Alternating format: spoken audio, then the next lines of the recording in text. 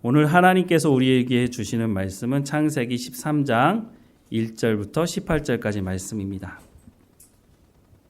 창세기 13장 1절에서 18절까지 좀 긴데요. 우리 함께 같이 읽어보겠습니다. 아브라함이 애굽에서 그와 그의 아내와 모든 소유와 롯과 함께 네겝으로 올라가니 아브라함에게 가축과 은과 금이 풍부하였더라. 그가 네겝에서부터 길을 떠나 베델에 이르며 베델과 아이 사이 곧 전에 장막 쳤던 곳에 이르니 그가 처음으로 제단을 쌓은 곳이라. 그가 거기서 여호와의 이름을 불렀더라. 아브라함의 일행 롯도 양과 소와 장막이 있으므로 그 땅이 그들이 동거하기에 넉넉하지 못하였으니 이는 그들의 소유가 많아서 동거할 수 없음이니라. 그러므로 아브라함의 가축의 목자와 롯의 가축의 목자가 서로 다투고 또 가나안 사람과 브리스 사람도 그 땅에 거주하였는지라. 아브라함이 롯에게 이르되 우리는 한 친족이라. 나나 너나 내 목자나 내 목자나 서로 다투게 하지 말자. 내 앞에 온 땅이 있지 아니하냐. 나를 떠나가라. 내가 좌하면 나는 우하고 내가 우하면 나는 좌하리라. 이에 롯이 눈을 들어 요단 지역을 바라본즉 소알까지 온 땅에 물이 넉넉하니 여호와께서 소돔과 고모라를 멸하시기 전이었으므로 여호와의 동산 같고 애굽 땅과 같았더라. 그러므로 롯이 요단 온 지역을 택하고 동으로 옮기니 그들이 서로 떠난지라. 아브라함은 가나안 땅에 거주하였고 롯은 그 지역의 도시에 머무르며 그 장막을 옮겨 소돔까지 이르렀더라. 소돔 사람은 여호와 앞에 악하며 큰 죄인이었더라. 롯이 아브라함을 떠난 후에 여호와께서 아브라함에게 이르시되 너는 눈을 들어 너 있는 곳에 북쪽과 남쪽 그리고 동쪽과 서쪽을 바라보라. 보이는 땅을 내가 너와 내 자손에게 주리니 영원히 이르리라. 내가 내 자손이 땅의 티끌 같게 하리니 사람이 땅의 티끌을 능히 셀 수 있을진데 내 자손도 세리라. 너는 일어나 그 땅을 종과 행으로 두루 다녀보라. 내가 그것을 내게 주리라. 이에 아브라함이 장막을 옮겨 헤브론에 있는 마므레 상수리 숲에 이르러 거주하며 거기서 여호와를 위하여 제단을 쌓았더라. 아멘. 우리가 지난주에 아브라함이 하나님의 말씀을 기다리지 않고 자기가 스스로 나서서 문제를 해결하려고 하다가 애굽에서 자기의 아내를 빼앗기는 일을 경험하게 되었다는 것을 보았습니다. 아브라함은 애굽에 내려가서 값비싼 수업료를 지불하고 나서야 하나님의 약속의 말씀을 믿고 끝까지 하나님께서 말씀하실 때까지 기다려야 한다는 것이 얼마나 중요한지를 깨닫게 되었습니다. 아브라함이 하나님께서 주신다고 하는 이 가나안 땅에 머물지 못하고 그 약속의 말씀을 믿지 못하고 설사 죽음을 당한다 할지라도 하나님의 약속의 말씀을 온전히 믿었다면 가나안 땅을 떠나지 말았어야 했는데 결국은 떠나게 되었죠. 물론 그 이후로부터 약 45년이 지나고 난 이후에 아들 이삭을 번제로 바치는 것을 통해서 죽음 앞에서 하나님의 말씀을 붙드는 것이 더 중요하다고 하는 것을 깨닫게 되고 하나님으로부터 또 인정받는 사건이 있기도 했습니다. 사람이 가장 두려워하는 것이 죽음 아닙니까? 이 죽음 앞에서 하나님의 말씀을 붙들 수 있느냐 하는 이 시험은 오늘 우리에게도 하나님께서 어느 순간에는 시험하시는 것이라고 하는 것을 기억해야 할 것입니다. 바로 이런 믿음의 통과를 한 사람들, 이 시험을 통과한 사람들이 히브리서 11장에 보면 기록이 되어 있는데 이런 말씀을 하고 있습니다. 히브리서 11장 33절에서 38절 말씀을 같이 한번 읽어보겠습니다. 그들은 믿음으로 나라를 이기기도 하며 의를 행하기도 하며 약속을 받기도 하며 사자들의 입을 막기도 하며 불의 세력을 멸하기도 하며 칼날을 피하기도 하며 연약한 가운데서 강하게 되기도 하며 전쟁에 용감하게 되어 이방 사람들의 진을 물리치기도 하며 여자들은 자기의 죽은 자들을 부활로 받아들이기도 하며 또 어떤 이들은 더 좋은 부활을 얻고자 하여 심한 고문을 받되 구차히 풀려나기를 원하지 아니하였으며 또 어떤 이는 조롱과 채찍질뿐 아니라 결박과 옥에 갇히는 시련도 받았으며 돌로 치는 것과 톱으로 켜는 것과 시험과 칼로 죽임을 당하고 양과 염소의 가죽을 입고 유리하여 궁핍과 환난과 학대를 받았으니 이런 사람은 세상이 감당하지 못하느니라. 그들이 광야와 산과 동굴과 토굴에 유리하였느니라. 아멘. 이런 죽음 앞에서도 믿음을 잃지 않고 하나님의 말씀을 끝까지 붙들었던 사람들에 대해서 성경은 기록하고 있습니다. 그리고 이 사람들은 세상이 감당할 수 없는 사람들이다라고까지 소개를 하고 있습니다. 이와 같이 오늘 우리에게도 이 성경의 말씀을 말씀해 주시는 이유는 하나님께서 아브라함만 또 히브리서 11장에 기록된 이 믿음의 사람들만 이런 믿음의 자리에 가운데 나가는 것이 아니라 예수 그리스도를 대가 지불하며 우리를 구원하신 그 하나님께서 우리도 이런 믿음의 자리까지 나아갈 수 있도록 믿음의 장성한 분량까지 이룰 수 있도록 하나님께서 우리 가운데 인도하시기 원하신다는 것을 이 말씀들을 통해서 오늘 우리에게도 말씀해 주고 있는 것입니다. 그래서 히브리서 11장을 마치고 12장에 넘어가면 이렇게 말씀을 하시는데요. 12장 1절부터 3절 말씀해 보면 이러므로 우리에게 구름같이 둘러싼 허다한 증인들이 있으니 모든 무거운 것과 얽매이기 쉬운 죄를 벗어버리고 인내로서 우리 앞에 당한 경주를 하며 믿음의 주여 또 온전케 하시는 이인 예수를 바라보자. 그는 그 앞에 있는 기쁨을 위하여 십자가를 참으사 부끄러움을 개의치 아니하시더니 하나님 보좌 우편에 앉으셨느니라. 너희가 피곤하여 낙심하지 않기 위하여 죄인들이 이같이 자기에게 거역한 일을 참으신 일을 생각하라 라고 말씀합니다. 1절 말씀을 다시 보면 이러므로 우리에게 구름같이 둘러싼 허다한 증인들이 있으니 모든 무거운 것과 얽매이기 쉬운 죄를 벗어버리고 인내로서 우리 앞에 당한 경주를 하며 라고 말씀하고 있습니다. 우리가 이런 믿음의 장성한 분량에 이를 수 있도록 우리 앞에 살아갔던 믿음의 선진들이 우리를 향해서 격려하고 응원하고 있다고 말씀을 하고 있습니다. 그런데 우리가 살아가는 우리의 삶을 돌아보면 우리의 삶이 만만치가 않습니다. 예수님께서도 겟세마네에서 기도하실 때 이렇게 기도하셨습니다. 내 아버지여 만일 할만하시거든 이 잔을 내게서 옮겨달라고 지나가게 해달라고 예수님도 기도하시지 않았습니까? 예수님도 우리의 연약함을 너무나 잘 알고 계신다는 겁니다. 그러나 이런 육체의 연약한 가운데 머물러 있지 않고 믿음의 장성한 분량에 이룰 수 있는 길을 말씀하시는데 예수님이 이렇게도 기도하셨죠. 그러나 나의 원대로 마옵시고 아버지의 원대로 하옵소서라고 기도하시고 있습니다. 한 번은 예수님께서 제자들에게 이런 말씀을 하셨는데요. 마태복음 16장 24절과 25절 말씀에 이에 예수께서 제자들에게 이르시되 누구든지 나를 따라오려거든 자기를 부인하고 자기 십자가를 지고 나를 따를 것이니라. 누구든지 제 목숨을 구원하고자 하면 잃을 것이요 누구든지 나를 위하여 제 목숨을 잃으면 찾으리라 라고 말씀을 하고 있습니다. 예수님께서 먼저 십자가의 길을 가신다고 말씀하고 나를 따르라고 말씀하시는데 그 십자가의 길은 하나님의 말씀을 듣고 순종하는 길이죠.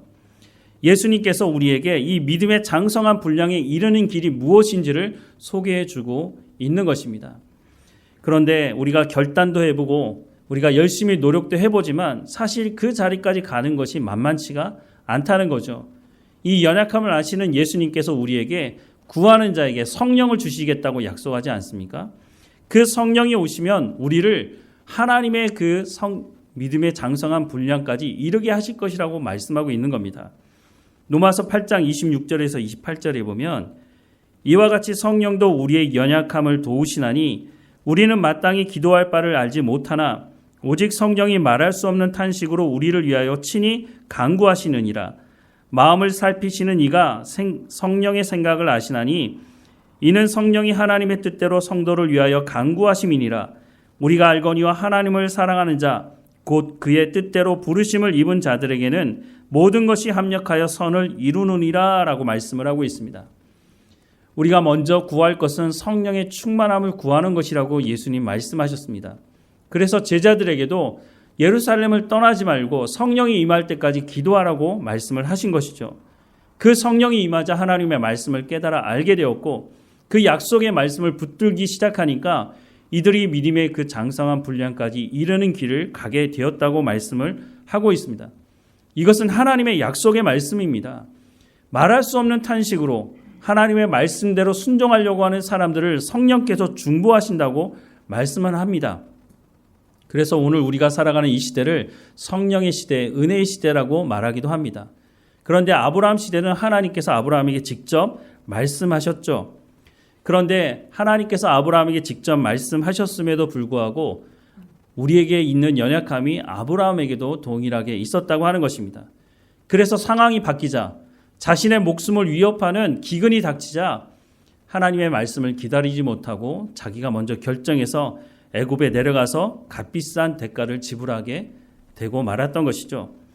그리고 나서 이제 아브라함이 가나안 땅으로 돌아오게 되었는데 하나님은 인간의 악을 선으로도 바꾸시는 분이십니다. 아브라함이 잘못한 것, 실수한 것이 맞지만 하나님께서 그 상황 속에서도 아브라함에게 큰 재산을 불리도록 하시는데요. 창세기 12장 15절부터 16절 말씀해 보니까 바로의 고관들도 그를 보고 바로 앞에서 칭찬함으로 그 여인을 바로의 궁으로 이끌어들인지라. 이에 바로가 그로 말미암아 아브라함을 후대함으로 아브라함이 양과 소와 노비와 암수 나귀와 낙타를 얻었다라고 말씀을 하고 있습니다. 물론 아브라함이 이런 많은 것을 얻기 위해서 자기의 아내를 누이라고 속인 것은 아니었습니다. 자기가 살기 위해서 그렇게 한 것이죠. 그리고 애굽 왕도 아브라함이 아내를 빼앗았다고 생각하지 않았죠. 누이라고 얘기하니까 그래서 이제 데려간 것뿐이고 그렇게 데려온 것에 대한 대가를 아브라함에게 치른 것이었습니다. 어쨌든 이런 과정 속에서 아브라함은 재산이 많이 늘게 되었고 아브라함을 쫓아갔던 롯도 아마 많은 것을 얻지 않았을까 하는 생각을 합니다. 오늘 본문에 보면 그것을 말씀을 하고 있는데요. 그리고 나서 아브라함이 이제 가나안 땅으로 돌아오게 되는데 오늘 본문 3절과 4절 말씀해 보니까 그가 네게브에서부터 길을 떠나 베델에 이르르며 베델과 아이 사이 곧 전에 장막 쳤던 곳에 이르니 그가 처음으로 제단을 쌓은 곳이라. 그가 거기서 여호와의 이름을 불렀더라라고 말씀합니다. 여러분 말씀을 기억해 보시면 아브라함이 가나안 땅에 처음에 도착했던 곳이 바로 이곳이었습니다. 창세기 12장 5절부터 8절을 말씀해 보면 아브라함이 그의 아내 사레와 조카 롯과 하란에서 모은 모든 소유와 얻은 사람들을 이끌고 가나안 땅으로 가려고 떠나서 마침내 가나안 땅에 들어갔더라. 아브라함이 그 땅을 지나 세겜 땅 모래 상수리 나무에 이르니 그때에 가나안 사람이 그 땅에 거주하였더라. 여호와께서 아브라함에게 나타나 이르시되 내가 이 땅을 내 자손에게 주리라 하신지라. 자기에게 나타나신 여호와께 그가 그곳에서 제단을 쌓고 거기서 베델 동쪽 산으로 옮겨 장막을 치니 서쪽은 베델이요 동쪽은 아이라. 그가 그곳에서 여호와께 제단을 쌓고 여호와의 이름을 불렀다라고 말씀하고 있습니다. 바로 이곳으로 다시 돌아오게 된 것입니다. 아브라함이 돌고 돌아서 원래 처음 자리로 돌아오게 된 것이죠. 근데 이곳에서 어떤 일이 있었다고요? 하나님께서 아브라함에게 이 땅을 내 자손에게 줄 것이다 라고 하는 약속의 말씀을 받은 것이죠. 하나님께서 말씀하시는 그 말씀을 온전히 믿지 못하고 기다리지 못하고 값비싼 대가를 지불하고 다시 온 곳이 하나님께서 처음 말씀하신 그곳이었다라고 말씀을 하고 있는 거죠. 그래서 그 이후로 애굽에서 가나안 땅으로 올라왔던 아브라함은 단 한 번도 가나안 땅에서 떠난 적이 없는 것을 보게 됩니다. 하나님께서 떠나라고 말씀하셨다면 가나안 땅을 떠났겠지만 하나님께서 가나안 땅을 떠나라는 말씀을 하지 않았기 때문에 아브라함은 죽을 때까지 가나안 땅에 머물게 됩니다. 가나안 땅에 전쟁이 있어도 가나안 땅에 약탈이 있어도 아브라함은 그 이후로는 떠나지 않았습니다. 심지어는 아브라함이 부자가 아닙니까? 그러면 이렇게 성공하고 나면 사람들이 생각을 하는 것이 내가 고향에 한번 가봐야지. 이런 생각도 할 법한데 아브라함은 고향도 다시 찾아가지 않았던 것으로 보입니다. 물론 아브라함의 믿음이 아직 완벽하진 못합니다. 하지만 아브라함이 애굽에 내려가기 전과 갔다가 올라온 후의 믿음은 완전히 달라진 모습을 보여주는데 오늘 본문에서도 그것을 말씀해주고 있습니다. 아브라함은 가나안 땅에 돌아와서 생각지도 못한 부가 많은 재산을 가지게 되었죠. 사람이 먹고 사는 문제만 해결되더라도 무슨 문제가 있겠습니까? 아브라함이 애굽 땅에 내려간 이유도 먹고 살기 위해서 죽지 않기 위해서 애굽 땅 내려간 것 아니겠습니까? 그렇다면 이제 가나안 땅에 돌아와서 많은 부를 챙겨서 돌아왔으니 이제 무슨 문제가 있을까 싶었는데 문제가 하나 발생했습니다. 오늘 보면 1절과 2절에 보면 아브라함이 애굽에서 그와 그의 아내와 모든 소유와 놋과 함께 네겝으로 올라가니 아브라함의 가축과 은과 금이 풍부하였다라고 말씀을 하고 있습니다. 아브라함이 부자가 됐다는 거죠. 이렇게 부자가 됐으니 무슨 걱정이 있을까 싶습니다. 우리도 그렇지 않습니까? 하나님 더 많은 것을 주십시오. 다다익선. 많으면 많을수록, 돈이 많으면 많을수록 좋은 것 아니겠습니까? 라고 생각을 하는데 오늘 보면 5절부터 7절 말씀해 보니까 아브라함의 일행도 놋과 양과 소와 장막이 있으므로 그 땅이 그들이 동거하기에 넉넉하지 못하였으니 이는 그들의 소유가 많아서 동거할 수 없음이니라. 그러므로 아브라함의 가축의 목자와 놋의 가축의 목자가 서로 다투고 또 가나안 사람과 브리스 사람도 그 땅에 거주하였는지라 라고 말씀하고 있습니다. 무엇 때문에 문제가 생겼다고요? 재산이 많은 것 때문에 문제가 생겼습니다. 이스라엘이 양과 소를 먹일 수 있는 목초지가 풍성한 곳이 아닙니다. 그러다 보니까 양과 소를 치는 이 목자들이 좋은 곳을 차지하려고 서로 다투게 되었다고 말씀을 하고 있습니다. 그래서 양과 소를 먹이는 이 목자들은 집 근처에 이런 목초지가 없으면 먼 곳까지 가서 이 양과 소를 먹이고 돌아오는 일도 종종 있었습니다. 7절 말씀에 보면 서로 다투었다고 말하는데 이 말씀은 말다툼을 했다는 것입니다. 그런데 말다툼이 심해지다 보면 어떤 일까지 벌어집니까? 주먹다짐도 있을 수 있는 것이죠. 사실 이런 풍요 때문에 일어나는 다툼과 싸움은 어제 오늘의 문제가 아닙니다. 오늘도 이런 문제들이 우리 시대 속에서 심심치 않게 발견할 수 있습니다. 나눌 재산이 없거나 빼앗을 그런 것들이 없으면 이렇게 싸우지는 않습니다. 오히려 재산이 많은 사람들이 더 치고받고 싸우죠. 그 대상이 부모이든지 자녀이든지 관계가 없는 모습을 보게 됩니다. 내가 더 많은 것을 가질 수만 있다면 서로 치고받고 싸웁니다. 내가 경제적인 이익을 주장할 수 있는 권한이 있다면 이런 일들을 서슴지 않고 버리죠. 심지어는 부모가 돌아가셔서 장례를 치르는 순간에도 멱살 잡고 그 유산을 누가 더 많이 가질 것인가 싸우는 모습을 심심치 않게 볼 수가 있습니다. 저도 이런 모습을 보면서 내가 죽을 때 얼마나 많은 유산을 남길 수 있을지 모르겠지만 이렇게 해서는 안 되겠다. 내가 죽을 때는 사회나 교회에 다 환원하고 아니면 또 자녀들에게 평소에 내가 사랑하는 모습을 잘 보여야겠다 하는 생각들을 종종 하게 됩니다. 또한 이런 풍요가 오늘 한국 교회 안에도 심각한 문제로 대두되고 있습니다. 큰 암덩어리 같은 역할을 하고 있는 거죠. 어떤 교회들은 이 문제 때문에 이제 손쓸 수 없을 정도로 심각한 질병에 걸려 있는 것도 보게 됩니다. 우리나라가 70년대, 80년대를 거쳐오면서 교회가 대형화되기도 한 곳도 있고 어쨌든 자기들 나름대로의 교회를 짓기도 하고 교회 땅을 소유하기도 했죠. 교회 건물, 예배당을 가지고 있다는 것 참 감사한 일이기도 한데 이 교회 건물을 지을 때 과도하게 사람들에게 과시욕을 부리려고 하다가 부도가 나는 경우들도 간혹 있습니다. 제가 사역했던 지역의 교회도 열심히 교회를 다 지어놓고 부도가 나가지고 그 교회가 이단에게 넘어가는 일도 제가 직접 보기도 했습니다. 교회의 본질적인 사명을 감당하기보다는 교회의 외적인 부분들을 키우려고 너무 과도한 욕심을 부리다가 이런 일을 벌이게 되는 것입니다.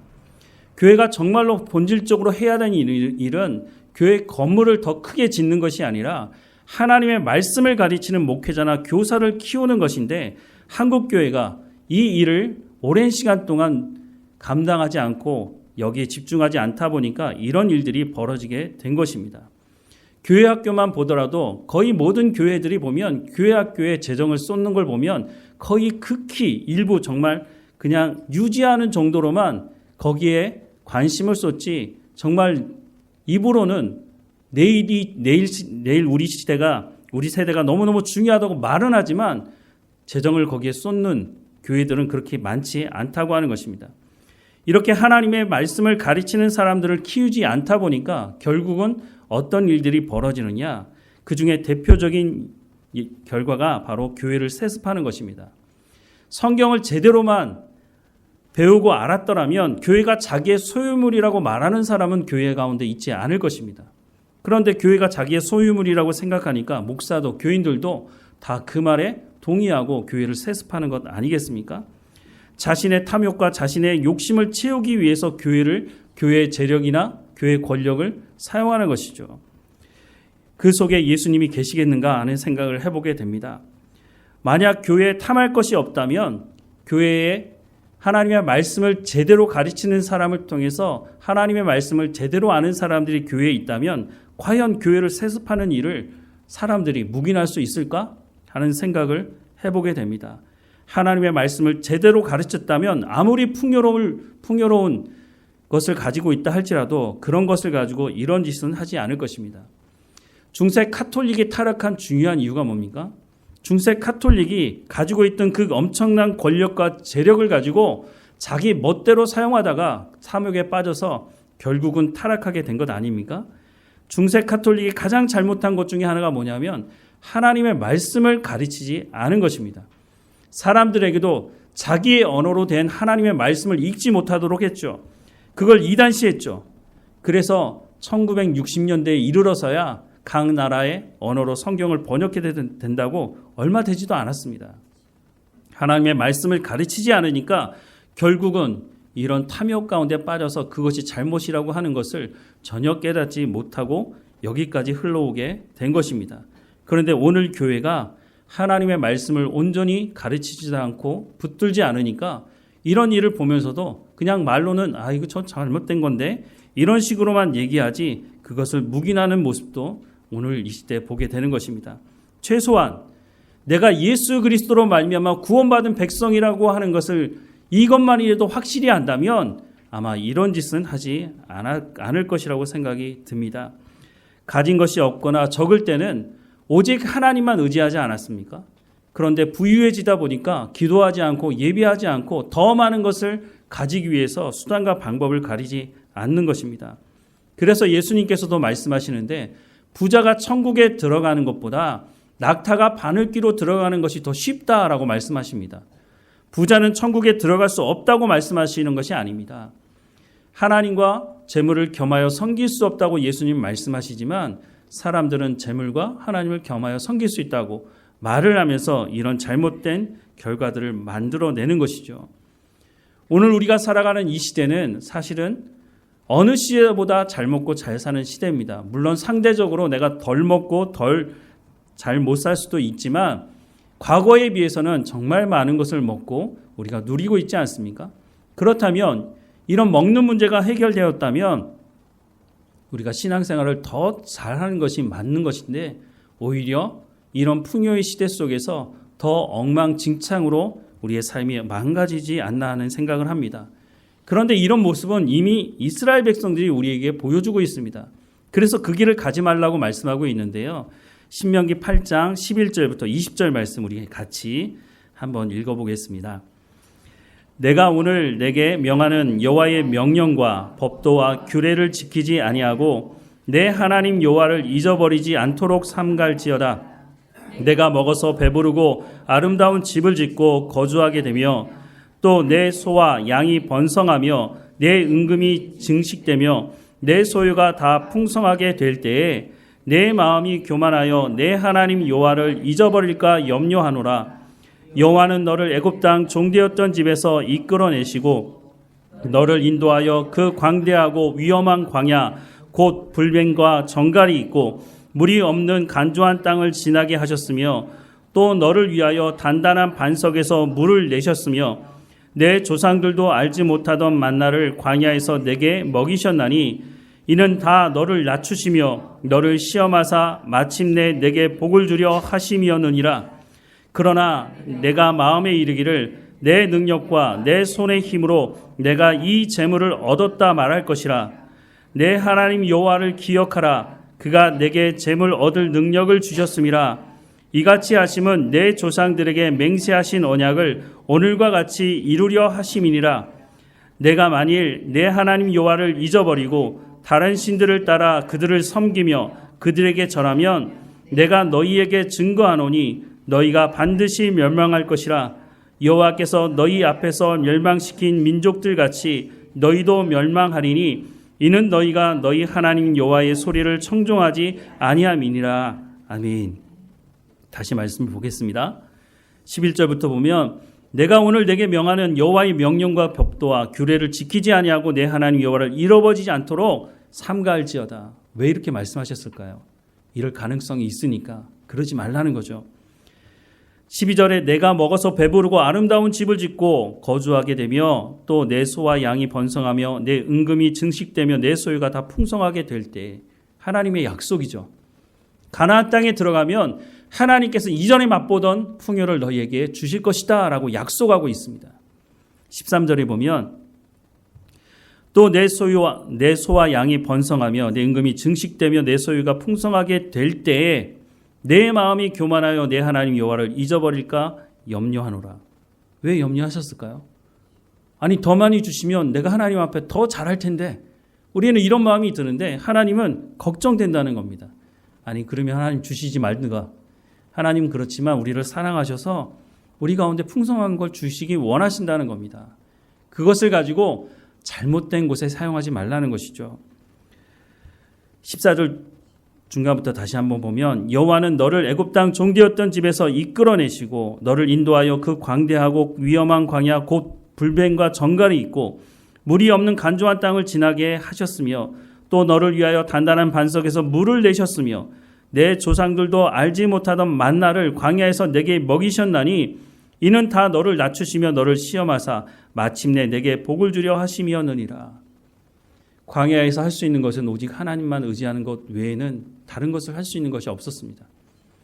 하나님만 의지했던 이 훈련을 받았던 이 사람들, 광야에서 살았던 이 사람들이 가나안 땅에 들어가서도 그 풍요를 누리면서도 하나님을 온전히 의지하는 삶을 살아갈 것을 말씀하시는 거죠. 17절에 보면 그러나 내가 마음에 이르기를 내 능력과 내 손의 힘으로 내가 이 재물을 얻었다 말할 것이라. 내 하나님 여호와를 기억하라. 그가 내게 재물 얻을 능력을 주셨음이라. 이같이 하시면 내 조상들에게 맹세하신 언약을 오늘과 같이 이루려 하심이니라 라고 말씀합니다. 하나님은 말씀하신 언약을 반드시 이루시는 분이십니다. 하나님께서 이 언약대로 이루실 것인데 그때 너희의 힘과 너희의 능력으로 이것을 얻었다고 말하지 말라는 겁니다. 하나님께서 주셨다는 것, 감사를 잃어버리지 말라는 것이죠.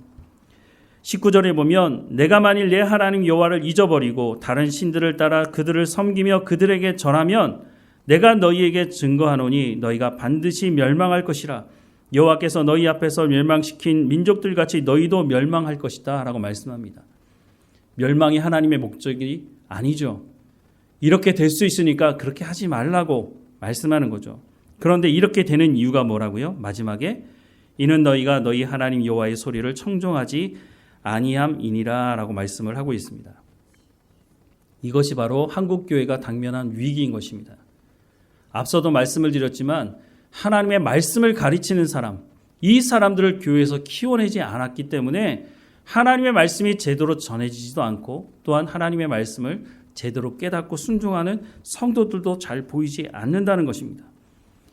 그래서 이런 결과가 나타나게 됐다는 거죠. 그러면 이런 유혹이 있을 때 어떻게 해야 한다는 것일까요? 하나님 주시는 풍요 가운데 우리가 살아가면서 이것은 하나님께서 주신 것이라고 하는 것을 인정하며 살아가야 되는 삶이 있어야 한다는 것입니다. 하나님께서 주셨으니 하나님의 뜻대로 하나님의 방법대로 사용할 수 있는 지혜를 우리가 가져야 한다고 말씀해 주고 있는 것입니다. 하나님을 인정하지 않는다면 이것은 내 힘과 내 능력으로 내가 운이 좋아서 내가 얻은 것이니 내 마음대로 사용해야 된다고 하는 그런 잘못된 생각에 빠지게 되면 결국은 더 많은 것을 얻기 위해서 재물을 우상으로 섬기는 일이 벌어지고 말았다고 하는 것을 이스라엘 백성들은 이미 보여주고 있는 것입니다. 그런데 아브라함은 그렇게 하지 않았다고 오늘 본문은 말씀합니다. 8절과 9절 말씀해 보면 아브라함이 노색에 이르되 우리는 한 친족이라 나나 너나 내 목자나 서로 다투게 하지 말자. 내 앞에 온 땅이 있지 아니하냐. 나를 떠나가라. 내가 좌하면 나는 우하고 내가 우하면 나는 좌할 것이다 라고 말씀합니다. 아브라함이 어른 아닙니까? 아브라함 때문에 롯이 부자가 된 것 아닙니까? 그러면 롯이 먼저 삼촌이 먼저 선택을 하라고 그렇게 말해야 될 텐데 롯은 그렇게 하지 않았습니다. 그리고 더 과도한 요구를 하는 것이죠. 10절과 11절에 보면 이에 롯이 눈을 들어 요단 지역을 바라본즉 소알까지 온 땅에 물이 넉넉하니 여호와께서 소돔과 고모라를 멸하시기 전이었으므로 여호와의 동산 같고 애굽 땅과 같았더라. 그러므로 롯이 요단 온 지역을 택하고 동으로 옮기니 그들이 서로 떠난지라 라고 말씀하고 있습니다. 가축을 키우는데 물이 얼마나 중요합니까? 목초지도 중요하지만 이것을 먼저 롯이 선택을 했다고 말하고 있습니다. 롯의 삶에는 감사가 없습니다. 감사가 없는 사람은 탐욕의 늪에서 빠져나오기 쉽지 않습니다. 어쩌면 아브라함이 마지막 기회를 주고 있는 것인지도 모릅니다. 너 너무 탐욕적이다. 탐욕적인 늪에 빠지지 말고 속히 나오라고 말해주고 있는 것인데 롯은 끝까지 자기가 더 많은 것을 얻기 위해서 자신의 위치나 자신의 자존심이나 예의고 뭐고 아무것도 챙기지 않고 다 무시하고 더 많은 것을 얻을 수만 있다면 내가 이곳을 선택하겠다고 한 것이죠. 그래서 아브라함이 남은 곳은 척박한 땅이었습니다. 그때 하나님께서 아브라함에게 말씀하시죠. 14절에서 18절에 보면 롯이 아브라함을 떠난 후에 여호와께서 아브라함에게 이르시되 너는 눈을 들어 너 있는 곳에서 북쪽과 남쪽과 그리고 동쪽과 서쪽을 바라보라. 보이는 땅을 내가 너와 내 자손에게 주리니 영원히 이르리라. 내가 내 자손이 땅의 티끌같이 하리니 사람이 땅의 티끌을 능히 셀 수 있을진데 내 자손도 세리라. 너는 일어나 그 땅을 종과 행으로 두루 다녀보라. 내가 그것을 내게 주리라. 이에 아브라함이 장막을 옮겨 헤브론에 있는 마므레 상수리 수풀에 이르러 거주하며 거기서 여호와를 위하여 제단을 쌓았다라고 말씀을 하고 있습니다. 롯에 비해서 척박한 땅에 머무르게 된 아브라함, 그 아브라함에게 하나님께서 이 땅을 주겠다고 너희 후손이 땅의 티끌과 같이 많아지게 될 것이라고 말씀하고 있습니다. 그리고 아브라함을 통해서 예수 그리스도가 이 땅에 오셨고 바로 그 예수 그리스도를 통해서 아브라함의 영적인 후손들이 전 세계에 흩어져 있는 것을 우리가 확인할 수 있지 않습니까? 하나님의 말씀을 듣고 순종했던 아브라함, 하지만 하나님의 말씀을 듣고 순종하지 않았던 롯, 비교가 됩니다. 이 두 사람 다 풍요를 가지고 있었습니다.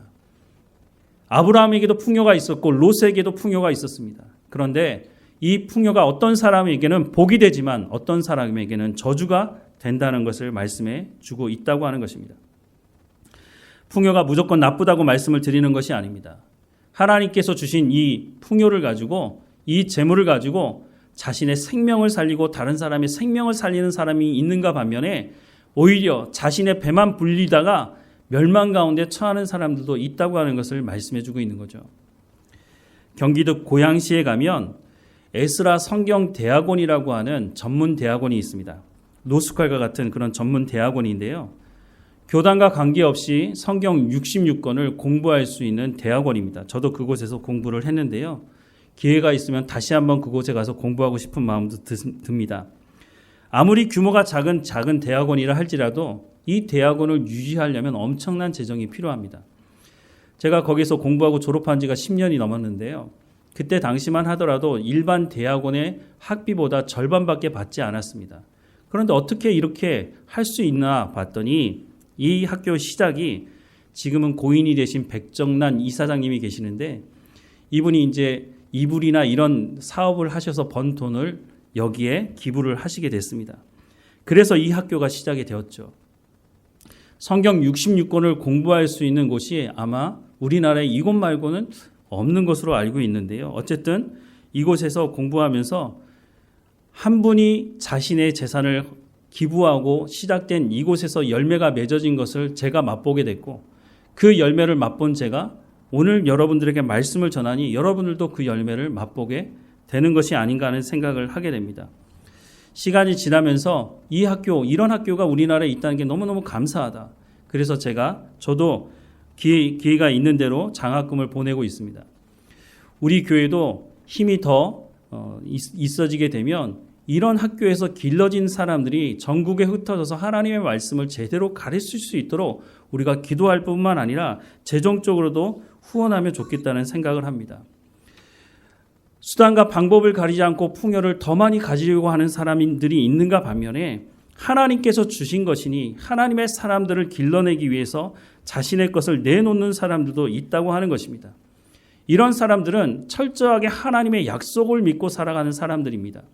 이런 사람들은 하나님 중심으로 하나님께서 나를 구원하셨다고 하는 그 구원의 감격을 잃어버리지 않고 살아가려고 하는 사람들이라고 하는 것입니다.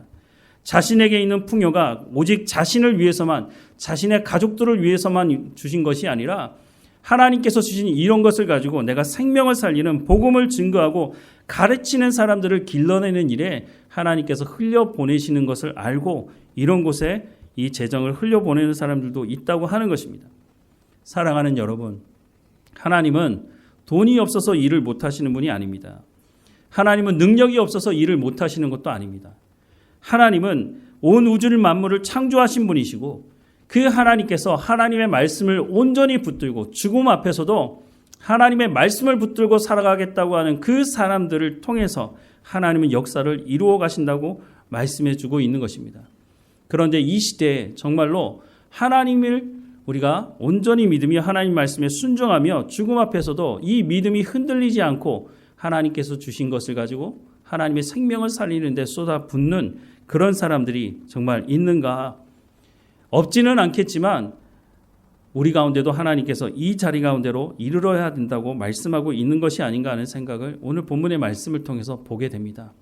하나님께서 주신 것에 대한 감사를 잃어버리지 말고 하나님께서 우리를 구원하셨다고 하는 이 구원의 놀라운 감격을 우리가 잃어버리지 말고 하나님께서 이 모든 것을 나에게 주셨다고 입으로만 고백하는 것이 아니라 우리의 삶의 현장에서 우리의 삶을 통해서 우리의 손과 발을 통해서 우리를 통해 흘러가는 그 흐름을 통해서 하나님의 역사가 일어나는 것을 우리가 보아야 하지 않을까 하는 생각을 해보게 됩니다.